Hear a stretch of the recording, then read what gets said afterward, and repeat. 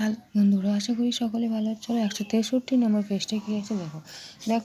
62 নম্বর কী ছিল, একটা বক্স ছিল, মানে 1 থেকে 100 পর্যন্ত লেখা ছিল, ঠিক আছে। প্রথম কাগজে 1 থেকে 100 পর্যন্ত ছবির মধ্যে লিখলাম, ঠিক আছে। দ্বিতীয় কাগজে দেখো লেখা, তোমাদের বইয়ের মধ্যে দেখবে লেখা নেই, আমি একটু লিখলাম 1 থেকে 100 পর্যন্ত। কী বলেছে, দ্বিতীয় কাগজে একটা ঘর বাদ দিয়ে গর্ত করলাম। দেখো একটা করে মানে এই যে গর্ত মধ্যে দেখাচ্ছে, একটা ঘর করে বাদ দিয়ে কিন্তু দেখো গর্ত করেছি। দেখো একটা ঘর মানে 1 আছে, 2 গর্ত আছে, আবার 3 আছে, দেখো 4 গর্ত আছে, 5 আছে, দেখো 6 গর্ত আছে। এইভাবে এক একটা করে ঘর বাদ দিয়ে মানে গর্ত করেছে, ঠিক আছে। বুঝতে পারলে?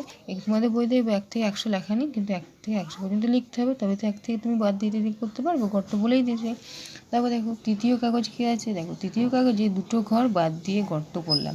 মানে এই যে দেখো 1টা 2টো 3টে, মানে 2টো করে বলেছে তো, 2টো বাদ দিয়ে 3টে হবে, আবার দেখো 2টো বাদ দিয়ে আবার 3টে হবে, আবার দেখো 2টো করে বাদ দিয়ে আবার দেখো কী বলেছে, এখানে বলেই দিয়েছে যে তৃতীয় কাগজে 2টো করে ঘর বাদ দিয়ে গর্ত করলাম, ঠিক আছে। এবার কি বলেছে, যে প্রথম কাগজের উপরে দ্বিতীয় কাগজ বসিয়ে 2-এর গুণিতকগুলো দেখতে পাচ্ছি। অর্থাৎ এখানে দেখো 2, 4, 6, 8 বলে এই দেখো দেখতে পাচ্ছি। এখানে দেখো 2 মানে 2 গুণিতক মানে কী বলে, 2-এর নাম, তো সোজা ভাষায় যেতে গেলো নামতা, মানে 2-এর গুণিতক বলেছে, নামতাগুলোকে বলেছে 2 কে 2, 4 4, 3 দুগুণে 6, 4 দুগুণে 5 দুগুণে 10।